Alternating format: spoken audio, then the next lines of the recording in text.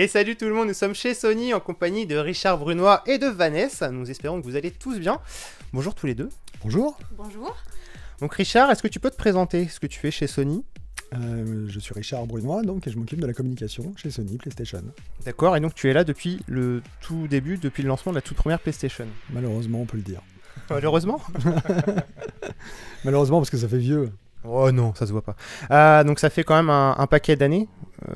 Essaye de nous redonner un petit... On n'insiste pas. Petite fourchette de date. On a fêté les 20 ans de la PlayStation l'an dernier.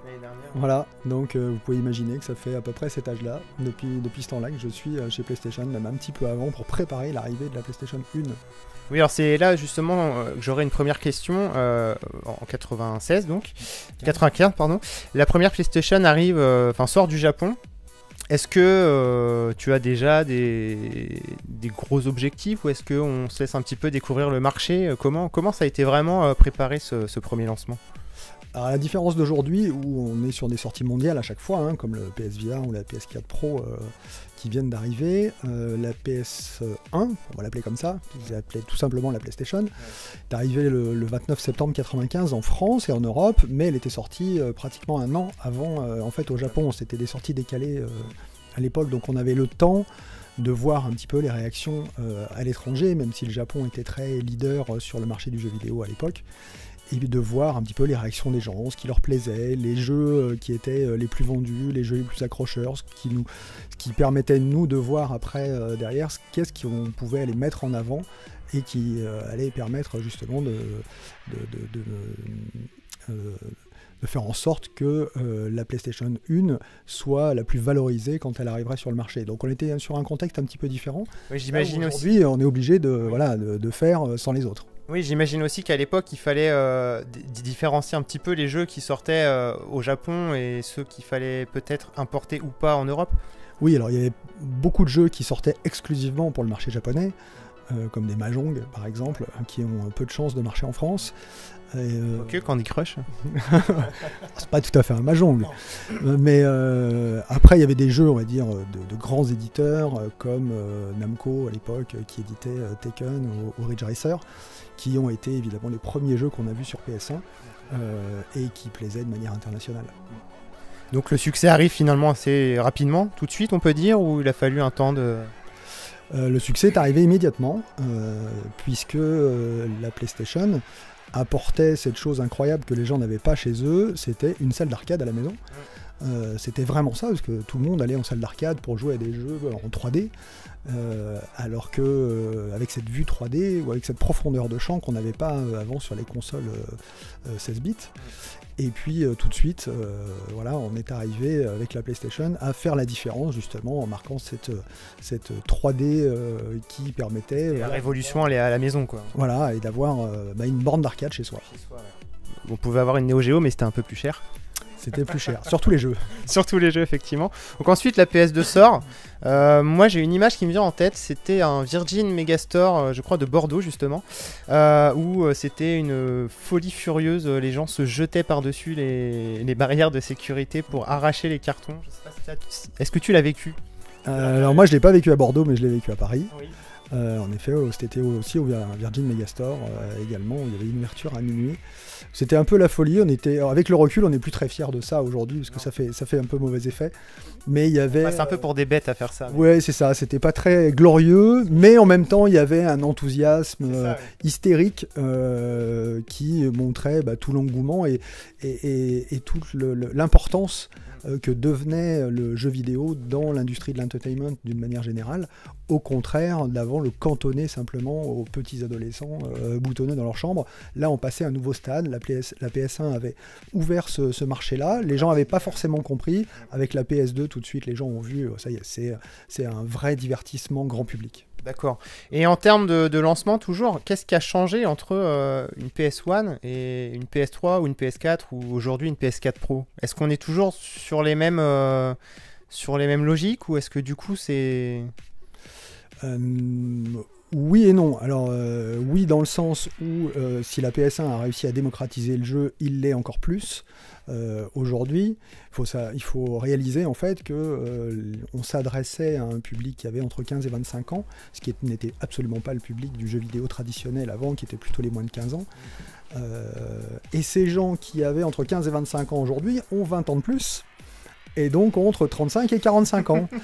Et forcément, tous ces gens-là continuent de jouer. Donc le marché s'est énormément ouvert, c'est énormément élargi. Et aujourd'hui, achète ses jeux soi-même, se fait des cadeaux à soi-même. Vous pouvez pas, quand on était petit, il fallait attendre Noël ou l'anniversaire. Maintenant, on peut en acheter un tous les mois ou plus. Alors ce qui n'a pas changé, c'est que bizarrement, les gens se font toujours leurs cadeaux eux-mêmes à Noël. Et pas vraiment le reste de l'année. Il y avait une saisonnalité qui existait déjà à l'époque. Elle existe toujours aujourd'hui. 70% des ventes de jeux vidéo se font à Noël. Voilà. C'est aussi beaucoup des cadeaux qu'on offre aux autres. C'est des cadeaux qu'on offre aux autres. Ce qui a changé aussi, c'est que les jeux aujourd'hui les plus vendus sont des jeux à destination d'adultes. Donc on a beaucoup de jeux plus 16, plus 18 aujourd'hui qui se vendent, de moins en moins de jeux pour les enfants, alors qu'il en existait énormément avant. Donc l'offre est beaucoup plus importante aujourd'hui pour les adultes et c'est naturel puisque le jeu vidéo a beaucoup vieilli par rapport à cette époque-là. Ouais, d'accord. Une petite question pour Vanessa. Moi j'avais une petite question, donc par rapport à l'ambiance et côté, on va dire, âme, qui peut exister du chemin parcouru entre la PS1 et celle d'aujourd'hui.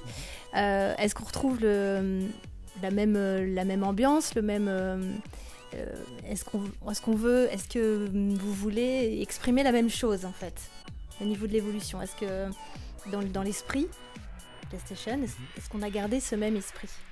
Ah oui, tout à fait. Je crois qu'on l'a même renforcé.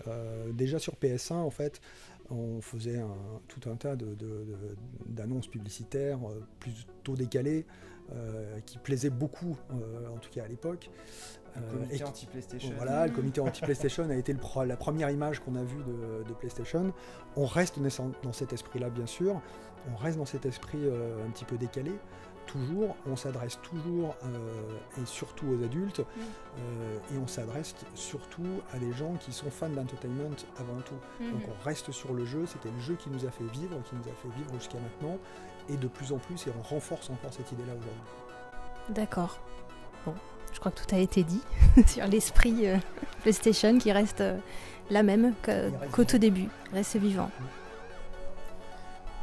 Justement, en parlant d'esprit PlayStation, au niveau des exclus, on a quand même l'impression qu'il y a toujours cette recherche de toujours en donner plus.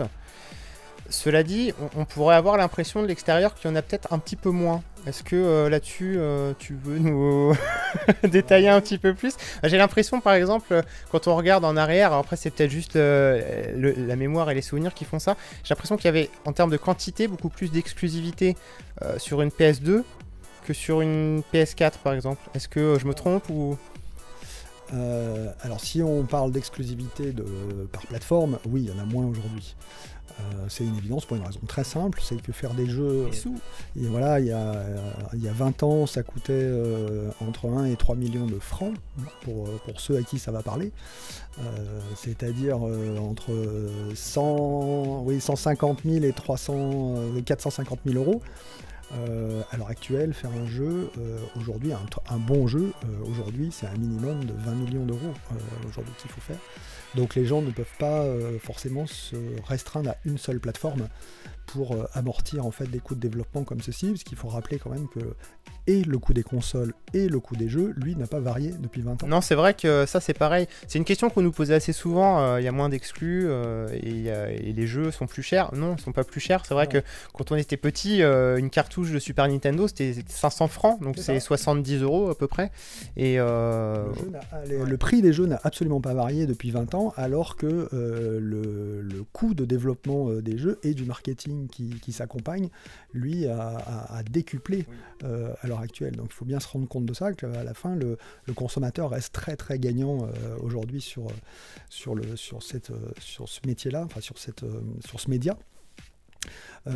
Après, je dirais ce qui a aussi drivé en fait tout l'esprit PlayStation, et c'est l'innovation depuis la PS1 jusqu'à la PS4 Pro aujourd'hui. Et le PlayStation VR qui est sorti il y a un mois. Voilà, en passant par le PlayStation VR, c'est l'innovation. Donc c'est ce qui a fait qu'aujourd'hui PlayStation garde une place quand même importante dans l'industrie du jeu vidéo et du divertissement en général. C'est qu'aujourd'hui toute l'innovation qui a fait les fondements de PlayStation reste très vivant. PlayStation est arrivé avec un lecteur CD à l'époque où les gens pouvaient écouter leur musique. Ensuite, le DVD avec la PS2 était l'un des grands... L'une des raisons de la cohue, je crois, à l'époque, parce que c'était le lecteur DVD le moins cher du marché. C'était le lecteur DVD. Plus une console. Le lecteur du marché. Puis est venu le Blu-ray disque. Les gens ne savaient pas encore ce que c'était. Très vite, ils ont su que c'était le nouveau support pour lire les vidéos en haute définition. Puis la PS4 avec la dématérialisation qu'on connaît, le VR avec la réalité virtuelle qui est, on va dire, le premier casque grand public aujourd'hui sur le marché. Et puis la PS4 Pro qui vient un petit peu perturber le cycle habituel des consoles. Oui. Donc, qui était trop long selon nous de toute façon sur la génération précédente. C'est vraiment, elle devenait très longue. Ouais. Ouais, qui devenait un petit peu long, surtout en regard de ce qui se passe sur le PC, où il y a une distance phénoménale entre la sortie d'une console fermée, donc par définition, et la génération qui suit. Donc là, il paraissait évident de proposer une étape intermédiaire pour tous les gens qui aiment le jeu vidéo et qui ont envie quand même d'avoir une expérience améliorée en cours de cycle. Oui. Surtout que les contenus 4K sont quand même relativement rares. Donc pour une fois qu'on peut faire quelque chose avec sa télé 4K, c'est pas mal. Exactement, pour tous les geeks qui ont acheté une télé 4K en avant-première, avant tout le monde, puisque aujourd'hui il n'y en a pas encore beaucoup, mais ça va beaucoup se démocratiser, à Noël là maintenant, et surtout l'année prochaine, puisque quasiment l'ensemble des télés à partir de l'année prochaine seront 4K. Je crois qu'il y en a déjà près d'1 million en France, si ce n'est un peu plus. Oui, c'est bien possible. Ouais, c'est bien possible. J'ai pas le chiffre en tête exact, mais en effet, oui, il commence à y en avoir, puisque aujourd'hui, la plupart du temps, les gens qui achètent une télévision, à moins d'acheter vraiment l'entrée de gamme et les premiers prix, ont pratiquement tous une télé 4K qui leur est proposée. Ouais. Surtout que maintenant, elles sont aux alentours des 500 €, on peut avoir une télé 4K, donc c'est vrai. C'est ça. Oui, ça commence à être accessible, ça le sera encore plus l'an prochain, donc d'où la console naturellement qui s'est orientée vers le 4K. D'accord, alors on a quand même une question qui est revenue très souvent sur notre communauté. Je pense que tu t'attends à... Non. On a choisi qu'une seule. Je ne sais pas si tu vas pouvoir nous répondre. Pourquoi la PS4 Pro n'a pas de lecteur Blu-ray 4K ? Et pourquoi pas ? Pourquoi pas ? Non, elle n'a pas de lecteur 4K pour une raison très simple. Vous savez aujourd'hui que sur une PS4, on peut avoir accès à un certain nombre de services en streaming, qu'ils soient vidéo ou audio, puisqu'on peut s'abonner à Spotify, ou on peut s'abonner à Netflix, OCS, Bein Sport, etc. Il s'avère qu'aujourd'hui, comme la plupart des consoles sont connectées, on peut se rendre compte de l'utilisation en fait qui est faite des consoles et notamment sur ces services-là. Et on s'est rendu compte aujourd'hui que 90% de la consommation vidéo sur PlayStation 4 se fait en streaming. Donc c'est la principale raison pour laquelle en fait il n'y a pas de lecteur 4K. D'accord. Merci beaucoup. Merci à vous. À bientôt. À bientôt.